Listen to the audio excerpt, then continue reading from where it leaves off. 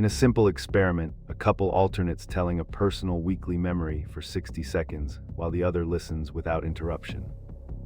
This deliberate pace reveals unspoken emotions, and the listener mirrors with brief nods that acknowledge rather than judge. Over weeks, partners report deeper trust as accurate memories surface, validating each other and reducing defensiveness during debates. Researchers note the technique works best when stories remain non-judgmental and when both sides switch roles evenly. The 60-second swap becomes a tiny ritual that quietly reinforces care, listening, and a resilient emotional balance.